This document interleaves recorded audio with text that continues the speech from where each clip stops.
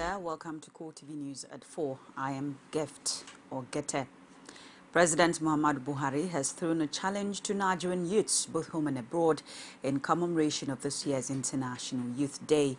The president posed a question via his Twitter handle at Buhari on Wednesday. It reads, "Is there a young Nigerian who has inspired you recently?"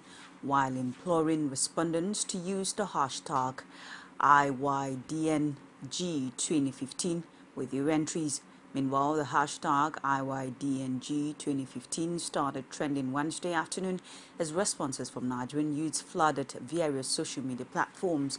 The theme for the 2015 International Youth Day was tagged Youth Civic Engagement, which the president said was apt considering the vital roles young Nigerians played in the 2015 elections. As Ile-Ife braces up for the pronouncement of the passage of the Oni of Ife, Okwade Ashwaju, we move over to other stories now. Bomb blast rocks Sabongari town in Borno State, northeast of Nigeria. As no fewer than 47 people, mostly traders, were on Tuesday killed by several others, while several others sustained injuries, with some group of terrorists suspected to be suicide bombers invaded Sabongari Community Market of Damboa local government area of the state. The explosion ripped through the weekly market in the village of Sabongari, around 135 kilometers and 5 miles south of Borno State capital Maiduguri, during peak trading. Governor Adams Oshiomhole has assured internally displaced persons in Edo State that would not be relocated, despite rumors that attempts were made to relocate them last week. About 1,300 persons, including 9,000 affected by Boko Haram insurgency, are currently camped in the state by International Christian Center for Mission. Governor Adams Oshiomhole gave the assurance when he visited the camp alongside his wife, Ira Oshiomhole, and the State Police Commissioner of Police. Edo State correspondent filed in this report. The governor, while assuring them of his promise, noted that every Nigerian reserved the right to live and be treated well wherever they choose in any part of the country, and that the earlier move to relocate them was a rumor. The governor was paying his first official visit to the center. I can see they come from different parts of the country, from Borno, from Yobe, from Adamawa, etc., etc., and they are very young children. We'll have to do everything to ensure that they are comfortable, and we have discussed with the security agencies. They will ensure that adequate security is provided to protect these children, and those of them that we have identified their parents, will arrange at the expense of Edo State government, will arrange for their parents to come here. The center coordinator, Solomon Folorenshaw, who expressed joy at the governor's visit and the support to the center, said the children are all happy and thank all those who have helped them thus far. You can see them, they are more than 1,000, I think it's okay. And also NEMA, you know, if you see now the children, NEMA have supplied food, they've supplied tent, they've supplied beans. NEMA is doing a great job here. And Red Cross and everyone is involved, yes. Some of the displaced children who spoke thanked the governor for the visit and his promise to assist them. We really thank God for how God puts our love in the heart of our daddy.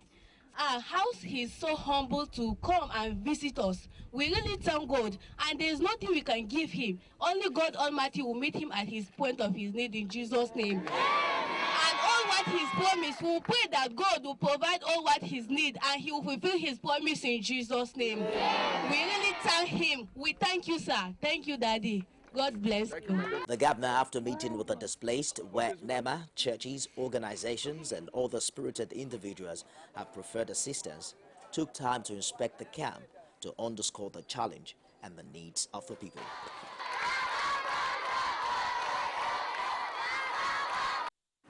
President Muhammadu Buhari has directed the Ministry of Special Duties and Intergovernmental Affairs to intensify efforts to reunite families whose members are currently scattered in different camps for internally displaced persons.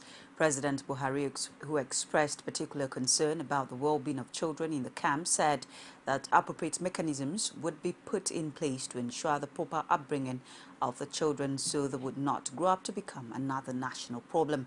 The president, who spoke after receiving a briefing from the permanent secretary in the Ministry of Special Duties, Jamila Shuara, also called for a follow-up on the supervision and audit of constituency projects.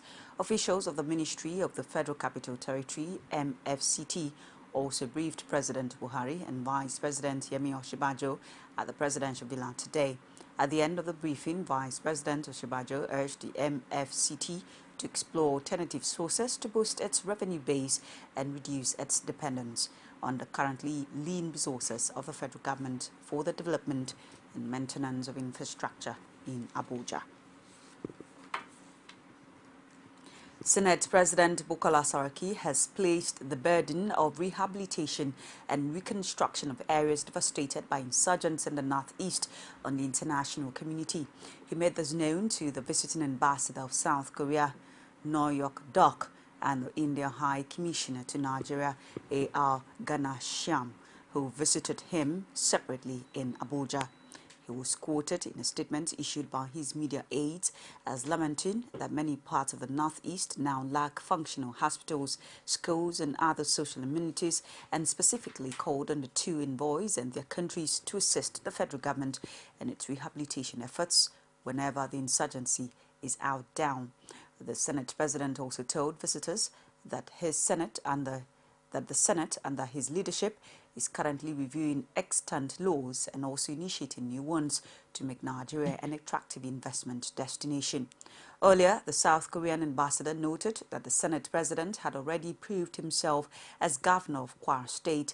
For his part, the Indian High Commissioner to Nigeria said his country desired improved business relationship with Nigeria, having sustained mutual understanding even before the two countries became independent. Members of the National Peace Committee on Tuesday held a closed-door meeting with President Muhammadu Buhari in continuation of what the group described as nationwide consultation exercise. The committee, led by former head of state Abdul Salam Abubakar, seized the opportunity to urge the president to ensure that his administration follows due process in its anti-corruption war. The members, however, denied suggestions that they have been working on securing a soft landing for former President Goodluck Jonathan. Catholic Bishop of Sokoto, Bishop Matthew Kuka, spoke on behalf of the committee at the end of the meeting in the presidential villa, Abuja.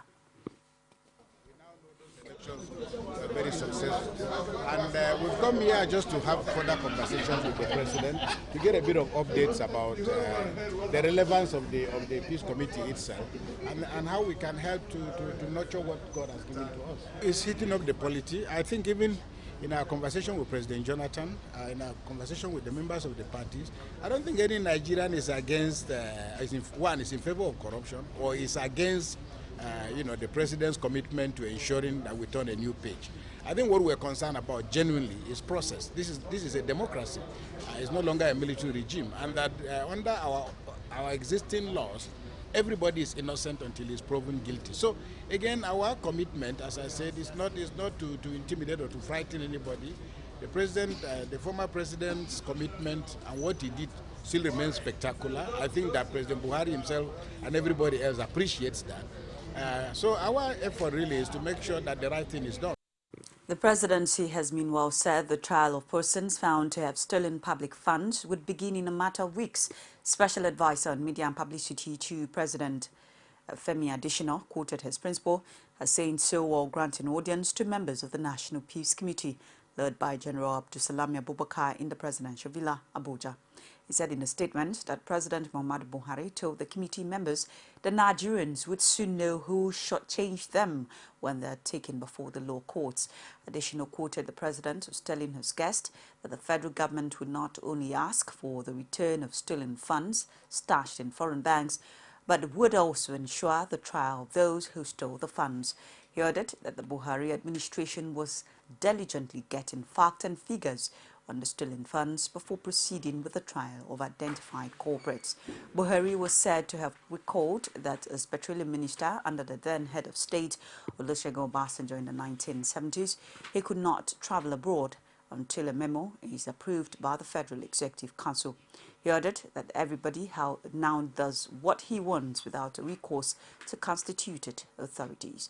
Members of the National Peace Committee who accompanied General Abubakar on the visit included Bishop Matthew Kuka, Sultan of Sokoto Said Abubakar, Cardinal John Olayekon, President of the Christian Association of Nigeria, CAN, Pastor Ayo Orisa Jafo, and Primate of the Anglican Church of Nigeria, Archbishop Nicholas Oko. Commonwealth Secretary General Kamalesh Sharma on Tuesday formally invited President Muhammadu Buhari to the heads of government meeting slated for Malta in November this year. He also used the opportunity to commend Nigeria on its successful election and the consequent handover of power from an incumbent president to an opposition candidate. The Commonwealth scribe spoke with State House correspondent after the meeting with President Buhari. That are underway for the Commonwealth Head of Governments meeting, which is going to take place in Malta in November this year, and I was able to do that. I also offered my congratulations on the very impressive way in which the elections were conducted and also the democratic change of government which took place. It was a great Commonwealth moment. In the inaugural address, it is very clear the roadmap that has been created by the Honourable President moving forward has very clear elements in it for partnership, for change of government which took place.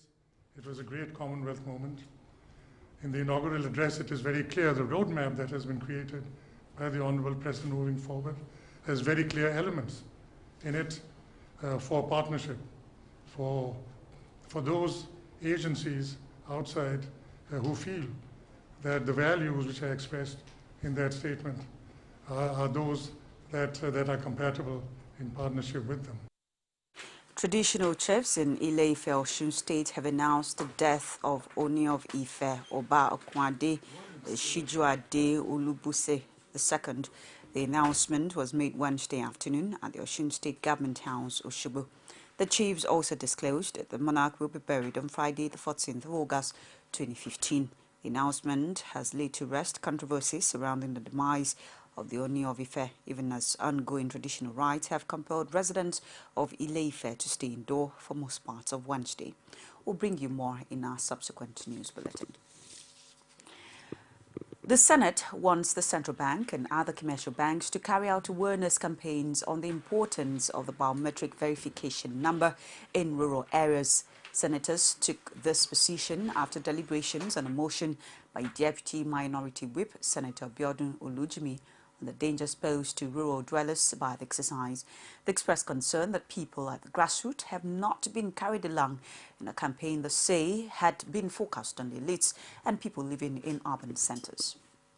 Is taken to the doorsteps of our rural areas, accordingly resolves to urge the Central Bank of Nigeria to carry out a vigorous campaign / awareness exercise in rural areas and to direct the Committee on Banking, Insurance and other financial matters when constituted to invite the CBN to explain the journey so far in the exercise and report back to the Senate. Mr. President, as in the body of the motion, it is clear that the bank verification number solution is laudable. However, when a laudable activity impacts negatively on the interests of the rural dwellers and our constituents, there is need for palliatives. And now we're going back to do another one called BVN. And so every citizen in this country is carrying all manners of identification not linked in any way, and also, of course, we are spending so much money. My thinking, my final take is this. I know that it's a motion that has gone through approval that the CBN governor may be coming here. Now, if he comes, these are questions that we need to pass on to him to answer. Because as lawmakers who are here, many of us are not financial gurus. We may not be able to know, understand the real reason why the BVN is being requested. To carry out a vigorous campaign and awareness of the exercise in rural areas and ensure that the existing deadline is met. Those in favor of this amendment say aye. Aye. Those against say nay. The ayes have it. The Senate has urged the National Electricity Regulatory Commission to abolish fixed charges collected by electricity companies if concerned over the economic situation in the country. It also planned a public hearing on allegations of unfair practices leveled against electricity distribution companies. This was on the basis of a motion by Senator Sam Egu Ebonyi North, which received unanimous support from the Senate.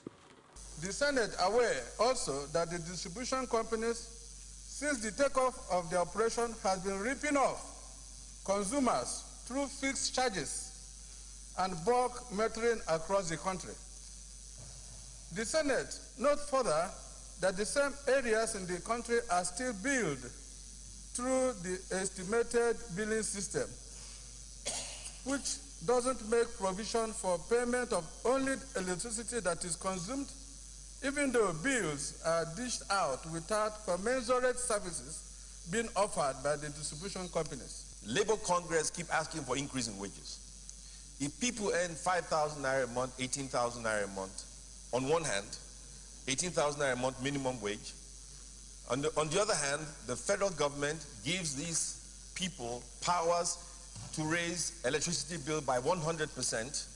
How are the people expected to pay for it? I would have liked this Senate to match this motion and tomorrow's motion and eventually take a very serious step to investigate the entire privatization process of the electricity sector so as to give workable advice or solution to the problem. But I believe that a lot of malpractices have come out in this discussion, and I think that we must be able to get to the bottom of what has happened. Why is it despite the privatization, people have bought these schools, people have bought, implement some of this, still people have not benefited. And as one of our colleagues said, in passing this motion too, we must begin to also show that our motion that we can effect and see that there is a change. Hello there, you're watching CoreTV News. At 4, we'll take a break. Stay with us.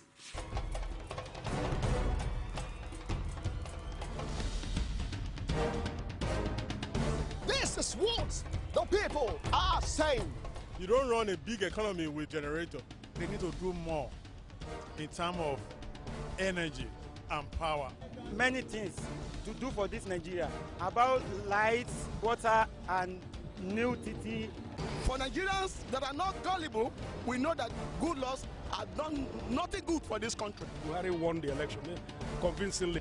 Talk to our husband that you should keep promise about what you said, and because people are watching you, you know, another election is coming. Also, some people will stand for Yoruba land, will be strong man, you don't die. This nation is moving forward. The best is going to take place. The people giving voice to the voiceless. Is it crazy or autocracy?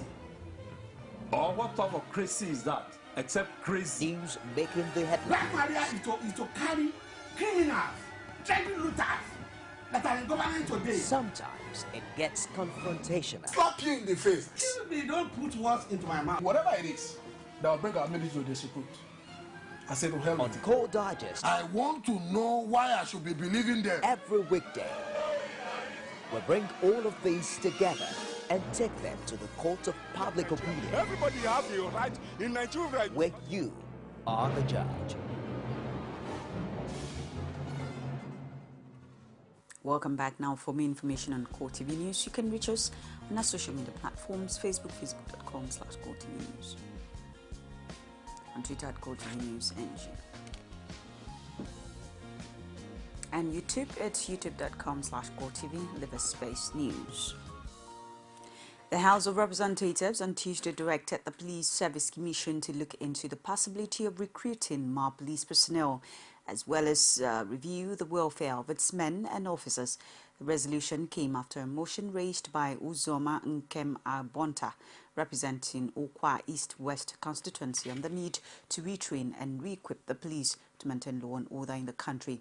In their contributions, other lawmakers also called for reorganization and acquisition of modern equipment for better service delivery. Motion is simply explaining that we have acute shortage of manpower in Nigerian police, as much as also improving their capacity building and welfare. Mr. Speaker, it is a thing to note that while our policemen serve in foreign missions as peacekeeping officers, they are rated the best. Ironically, when they come back home here, we believe they are not doing well. Something must be wrong.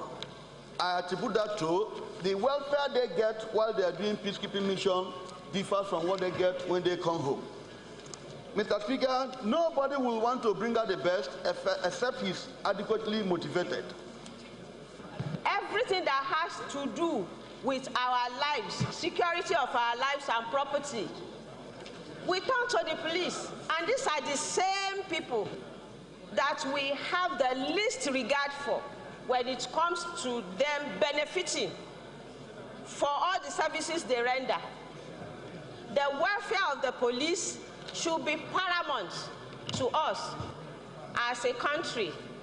My dear colleagues, the Nigeria police really need our help. Nigerian police are better than any police I know in the world because they detect without surveillance equipment. They even tried their best. But what we need is, if with that experience, you add them with the surveillance experience, such as CCTV cameras, bomb detectors, and metal detectors cameras and bomb detectors cameras, then street highway detective cameras. The recent wind of development that blew on the Niger Delta region following the directive of the President Muhammadu Buhari for a committee to be set up in a bid to create a solution to the challenge of oil spillage in the land has earned the President a number of accolades. Among them is the National Publicity Secretary of the All Progressives Congress, Lai Mohammed, who commended the President for his act of concern towards the needs of Nigerians. The APC spokesman ordered that the President's intervention is poised to bring the respite to dwellers in the community who had long been deprived of suitable condition of living with after pollution of their farmlands and source of water due to oil spillage. The recommendations directed at the FG from this report were that 1 is to establish the Ogoniland Environmental Restoration Authority, 2, establish the Ogoniland Environmental Restoration Fund with an initial capital of US $1 billion to be contributed by the oil industry and the federal government. 3, to set up Center of Excellence for Environmental Restoration. 4, to build capacity of government agencies so they can fulfill their mandates, especially that of the Nigerian Oil Spill Detection and Response Agency, and also to organize regularly public awareness campaign on population. What President Buhari has done today are the following. The President has approved actions to fast-track the implementation of the UNEP report as far as the recommendations concern the FG. As part of the ongoing reorganization of its public service for greater effectiveness, the Kaduna State government has named a new accountant general. He is Omar Hassan Waziri. The new appointment was contained in a statement from Samuel Arwan, the Special Assistant Media and Publicity. The government statement described the new accountant general as a fellow of the Chartered Institute of Accountants who previously worked with Shell Petroleum Development Company as an internal auditor. It also announced the retirement of Adamu Makadi, Permanent Secretary, Local Government, Ibrahim Balarabe Musa, Permanent Secretary, Youth, Sports and Culture, and Ishaku K. Shekari, Accountant General. They were directed to hand over to the most senior director in their ministry. Governor Simon Lalong has given 2 weeks ultimatum to all those inducted by the Transition Committee set up to study all aspects of the structure, organization and operational modalities of the preceding government to come forward and explain the roles or be ready to face the EFCC and other anti-graft agencies. Governor Lalong, who was speaking on Tuesday in Jos while receiving the committee's report headed by the Deputy Governor, Sonny Yordin. The Taraba State government has marshaled out plans to reposition the civil servants and block all loopholes that often lead to low internally generated revenue. Senior Special Assistant to the Governor on Media and Publicity, Sylvanus Giwa, told CoreTV in Jalingo that civil service reforms are paramount. He also disclosed that Governor Radius Ishaku is keen on ensuring that all government agencies charged with responsibility of generating revenue are effective.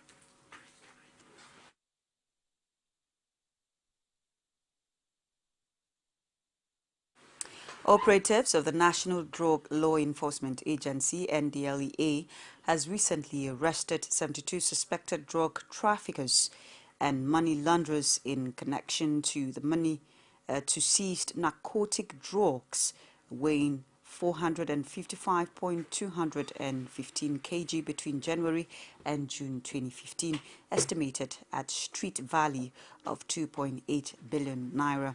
In addition, $2.5 cash was equally recovered from the gang, comprising 62 males and 13 females. The intercepted money includes $2.1 million seized from a Bureau de Change operator who had been transferred to the Economic and Financial Crimes Commission (EFCC) for further investigation. The suspects were arrested from different Nigerian airlines, and the LEA commander Hamza Omar revealed that several methods were adopted by the agency in bringing the suspects to book. According to Umar, 22 suspects were arrested for ingesting drugs, 33 were caught with drug packed inside their luggage, while 6 others were found to have packed drugs on their bodies, all in a bid to evade arrest. 39 of the suspects were caught during outward screening attempting to smuggle drugs out of the country. 7 among them were going to China, where drug trafficking attracts death penalty. 28 others were apprehended during inward screening operations, with 23 of them coming from Brazil. For the CEO of the Anti-Narcotic Agency, Hamed Giade, illicit drug proceeds are sent to the Federation account. It's CoreTV News at 4. We'll take another break. Stay with us. You can now watch CoreTV News live from anywhere in the world on our website, www.coretvnews.com. Click on Live TV on our website and watch us live. And welcome to CoreTV Primetime Days. To follow us on Twitter, click on Twitter icon on our website. On Facebook, click on the Facebook and YouTube to see all our previous news production. You can also watch us live on YouTube. Click CoreTV, leave a space, then News. CoreTV News, a 24-hour news station. As news breaks, people don't let events pass without giving their comment or reactions. When the problem arises in society, these are the people that should be consulted. To cleanse the corruption in society, we are not to provide information for good life and also security of life and property in this country. The academic society have the loudest voice on this platform. Whether you call it a sovereign national conference or a national conference, it is about the people of Nigeria. There should be a change in power. In any way they can do it. I think there's a script already. Every Tuesday at 8:45 p.m. on this station. From the Ivory Tower, a must-watch for the learning minds.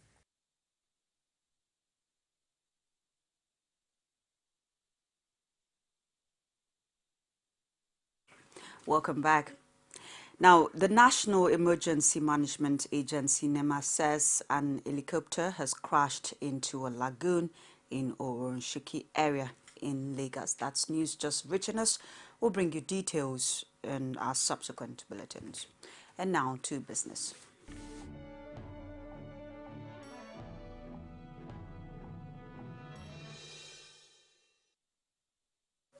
The Manufacturers Association of Nigeria (MAN) on Tuesday decried the low level of the nation's external reserves, which stood at $31.537 billion as at last Friday.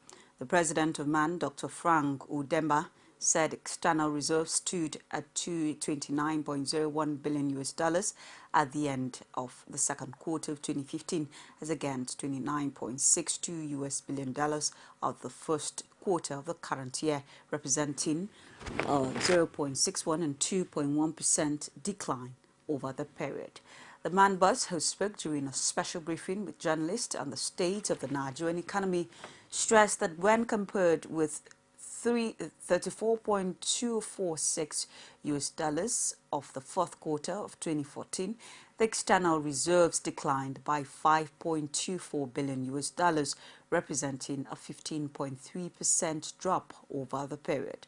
It said the policy of the Central Bank of Nigeria (CBN) bearing 41 imported products was some of which are input materials for manufacturing from the exchange market, constituted a huge setback to the sector, especially as the sector was still beset with infrastructure and other challenges. The naira eased against the dollar on the paro market on Tuesday, driven by demand mainly from individuals traveling abroad for summer holidays and importers, traders said. The local currency was quoted at 224 naira to the greenback on the unofficial market, 0.89% weaker from 222 naira the previous day. Reuters quoted some traders to have said. On the official interbank market, the naira ended at 197 naira, a level it has been struck at following a central bank's peg on the exchange rate in February.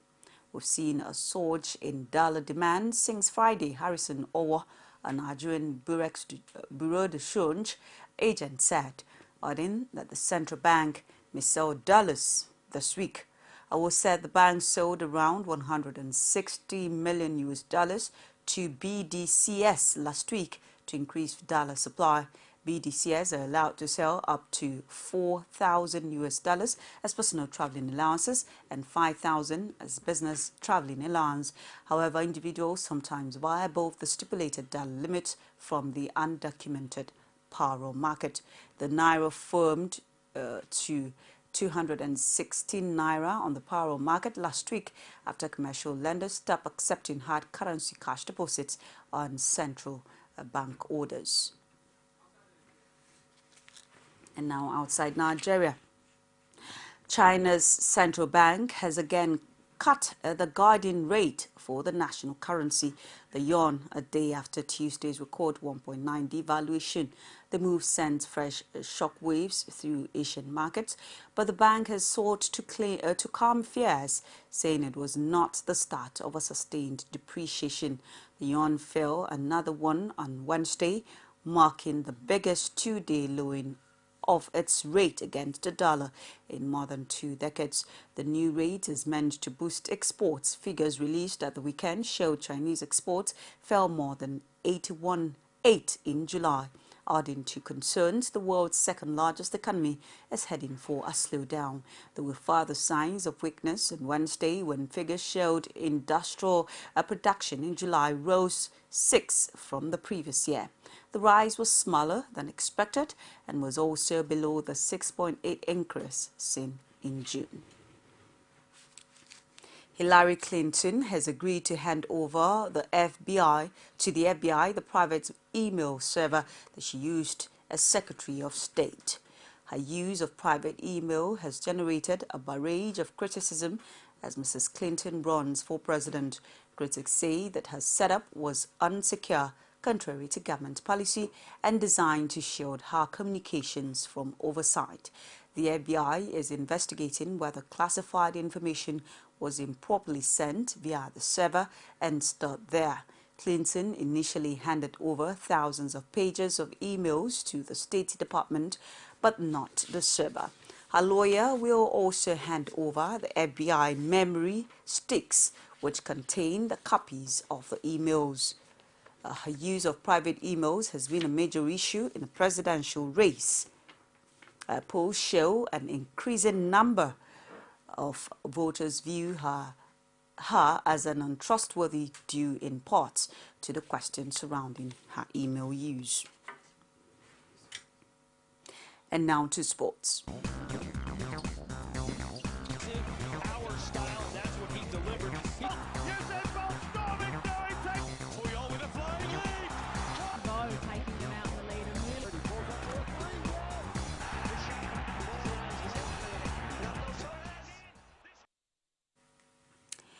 Chelsea goalkeeper Thibaut Courtois will miss the champions' visit to Manchester City on Sunday after an appeal against a red card for the Belgian international was rejected by the Football Association.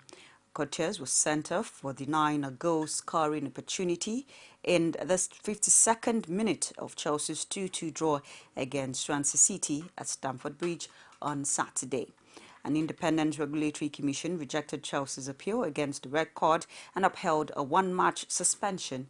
The FA said the ruling will give a backup keeper, Asmir Begovic, signed from Stoke City earlier this summer, as a replacement for Peter Cech, the chance to make his first Premier League start for Chelsea. Substitute Pedro scored an extra-time winner as Barcelona won the UEFA Super Cup for a record-equaling fifth time after a 9-goal thriller in Tbilisi. Europa League winners Sevilla surprised the Champions League holders whenever Benega netted a delightful free kick.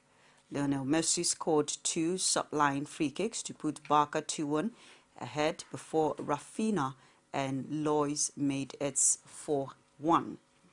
Jose Antonio, Kevin Gameiro penalty and a Yevhen goal forced extra time before Pedro struck. Chelsea team doctor Eva Carneiro is set to lose her place on the bench for Sunday's trip to Manchester City after criticism from manager Jose Mourinho. The Blues boss said its medical staff were naive for treating Eden Hazard during the 2-2 draw with Swansea.